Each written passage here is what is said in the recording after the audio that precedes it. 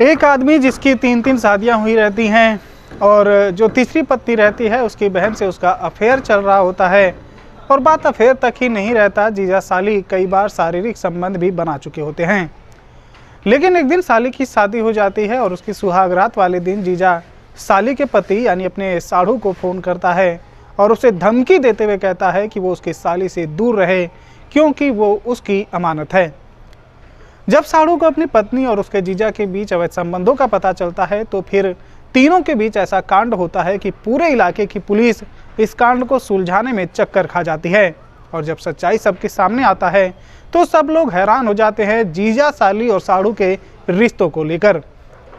तो चलिए जानते हैं आज की एक और बेहद हैरान और चौंकाने वाली घटना के बारे में। नमस्कार, मैं हूं प्रदीप दुबे और आप सभी लोगों का हमारे चैनल पर बहुत बहुत स्वागत है। दोस्तों, आज की जो सच्ची घटना है वो है मध्य प्रदेश के आगर मालवा थाना क्षेत्र के अंतर्गत एक गांव आता है जिसका नाम है निपानिया बैजनाथ। इस गांव के नूर मोहम्मद शेख नाम के आदमी की, जिसकी उम्र लगभग 44 साल के आसपास है, उसकी 3 शादियां हुई रहती हैं और तकरीबन 4 साल पहले वो अपने चारों बच्चों को लेकर अपनी तीसरी पत्नी के मायके गंगापुर में रहने आ जाता है। और यहाँ आकर भी उसका अफेयर अपनी साली रुखसाना से चलने लगता है। और बात अफेयर तक ही नहीं रहती, दोनों कई बार शारीरिक संबंध भी बना चुके होते हैं। जीजा साली के नाजायज रिश्तों की जानकारी रुखसाना के परिवार को भली भांति रहती है और वो इस बारे में दोनों को कई बार समझा भी चुके होते हैं, लेकिन दोनों पर किसी के भी बातों का कोई असर नहीं होता। बात है पिछले साल 30 नवंबर 2020 की, जब रुखसाना की शादी बड़ौद के रहने वाले सोहेल नाम के लड़के से कर दी जाती है। होता यह है कि उसके अगले दिन यानी जिस दिन रुखसाना का सुहागरात रहता है तो उस दिन उसका जीजा नूर मोहम्मद अपने साढ़ू सोहेल को फ़ोन लगाता है और उससे कहता है कि वो रुखसाना के साथ सुहागरात ना मनाए क्योंकि वो उसकी अमानत है।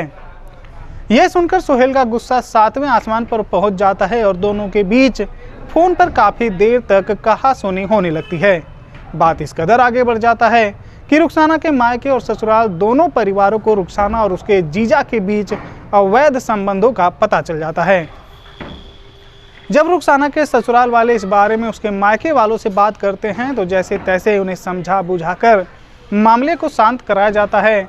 और मामले को बिगड़ता देख नूर मोहम्मद को, जो इतने सालों से अपने ससुराल वालों पर बोझ बनकर बैठा हुआ रहता है, उसे वापस उसके गांव निपानिया बैजनाथ रहने के लिए भेज दिया जाता है। लेकिन इतना सब कुछ हो जाने के बाद भी नूर मोहम्मद अपनी गंदी हरकतों से बाज नहीं आता है। बात है इस महीने दिसंबर की 1 तारीख की, जब नूर मोहम्मद और सोहेल की पत्नी गोद भराई के लिए अपने मायके गंगापुर के लिए चली जाती हैं। जिसके बाद रुखसाना के पति सोहेल को पता चलता है कि नूर मोहम्मद घर पर अकेला है और उसे मौत के घाट उतारने के लिए इससे बढ़िया मौका नहीं मिलेगा। जिसके बाद सोहेल अपने चाचा के लड़के जाफर को बाइक पर बैठाकर रात के अंधेरे में निपानिया बैजनाथ के लिए निकल पड़ता है और वहां तकरीबन रात के 9 बजे दोनों पहुंचते हैं। जिसके बाद दोनों धारदार हथियार से नूर मोहम्मद को मौत के घाट उतार देते हैं। अपने साढ़ू नूर मोहम्मद को मारने के बाद दोनों तुरंत वहां से निकलकर रास्ते में एक पुलिया पड़ती है, वहां पर जिस चाकू से हत्या करते हैं उसे वहीं पुलिया के पास फेंक देते हैं। और नूर मोहम्मद की हत्या करते वक्त खून की छींटें सोहेल और जाफर के कपड़े पर लग जाते हैं, जिसे दोनों वहीं जलाकर वापस अपने गांव आ जाते हैं। जब पुलिस को हत्या की जानकारी मिलती है तो उन्हें इन दोनों के खिलाफ कोई सबूत नहीं मिलता और पुलिस हत्या करने वालों पर 10,000 रुपये का इनाम रख देती है।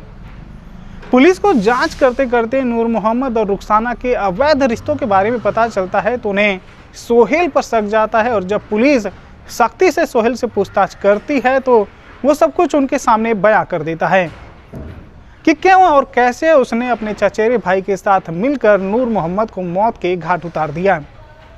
फिलहाल दोस्तों, आज के लिए बस इतना ही। आज की इस सच्ची घटना पर आपके क्या विचार हैं, वीडियो को लाइक और कमेंट करके ज़रूर बताएं। और अगर चैनल पर नए हैं तो चैनल को सब्सक्राइब भी जरूर करें। धन्यवाद।